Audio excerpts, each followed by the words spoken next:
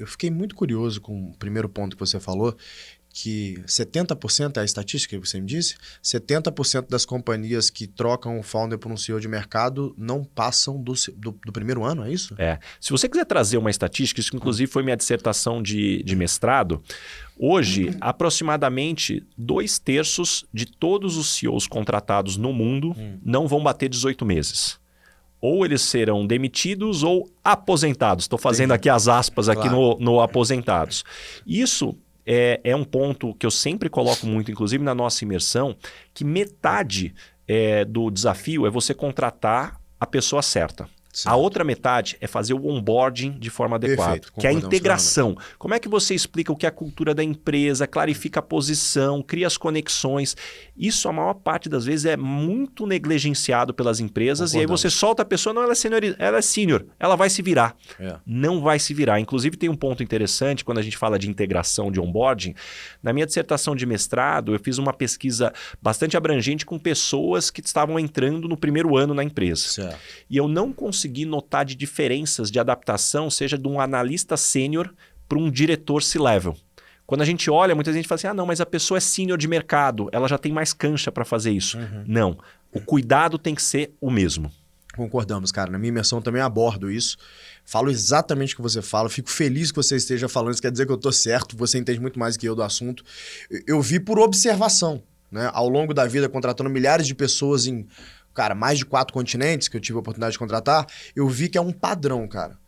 A pessoa, quando ela entra na empresa, base, para mim é a mesma coisa quando um moleque mudou de escola. É a mesma coisa. Porque é o seguinte, se a pessoa é um pouco mais desinibida, ela se vira um pouco mais.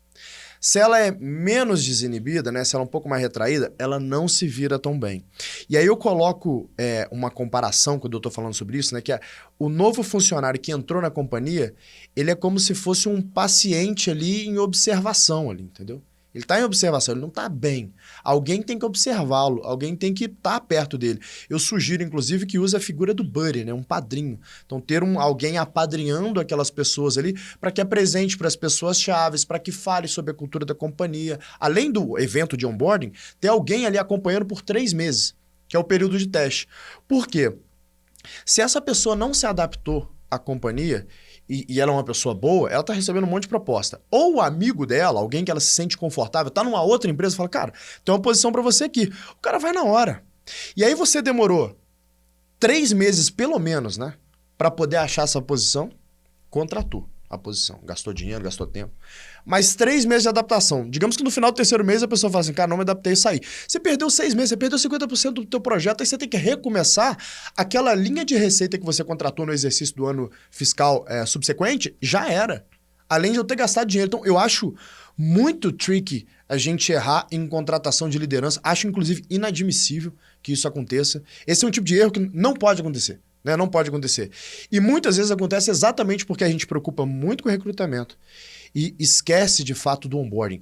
E um outro fator que eu bato muito não basta também só eu contratar certo, integrar certo para minha companhia. Qual que é o terceiro elemento? Treinamento, pô. O que todas as tropas de elite do mundo fazem? O que todos os times campeões fazem? Eles treinam duro todos os dias, por mais que eles tenham a maior concentração de talentos. Então eu tenho que ter concentração de talentos, eu tenho que ter ambiente e cultura e eu tenho que ter treinamento, cara. Hábito. As empresas negligenciam muito o treinamento. Elas acham que treinamento é contratar um bom palestrante para ela falar alguma coisa. Isso não é treinamento. Isso é bacana. Não é ruim, não. Mas é um dos elementos de treinamento. Agora, qual o programa de desenvolvimento de pessoas que a gente tem ali dentro, né?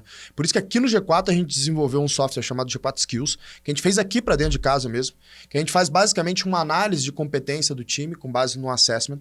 A gente vê o nível de senioridade do time e sugere uma trilha individualizada de desenvolvimento. É como se eu tivesse um PDI, um robô para fazer um PDI de cada membro aqui da companhia e esse robô faz o acompanhamento dessa pessoa e o gestor tem um dashboard. Eu fiz isso para dentro de casa.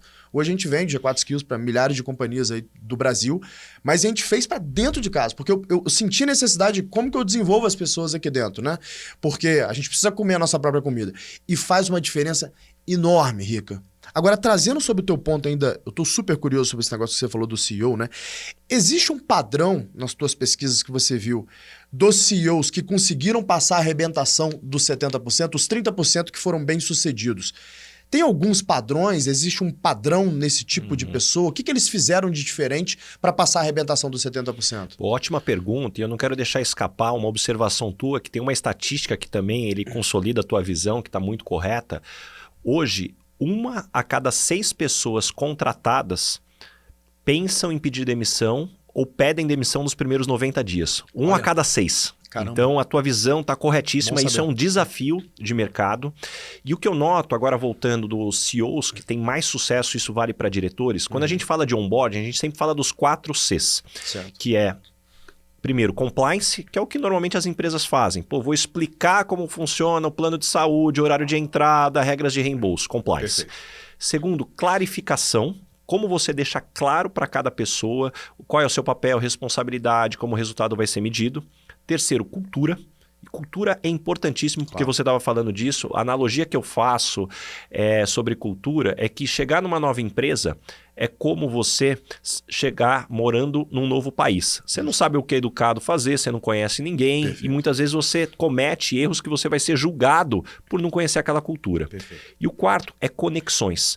Como que você estabelece conexões com as pessoas que têm mais tempo de casa, escuta essas pessoas, entende a história e a partir daí você cria elos de confiança. Perfeito. Desses 4 Cs, o mais importante, o que normalmente faz toda a diferença, é esse último, de conexões. Como que você cria um método para você estabelecer conexões? Porque a maior parte das vezes que você vê que esse CEO não dá certo, ele ficou isolado. Ele não conseguiu integrar com um time que já existia. E aí é um pouco como o futebol também, né? Claro. Quando os jogadores não compram o técnico, de alguma forma que aquele técnico não vai ficar por muito tempo também. Então esse talvez seja um dos elementos mais importantes. Então, se eu não consigo fazer um bom processo de integração daquele CEO, provavelmente ele não vai dar certo.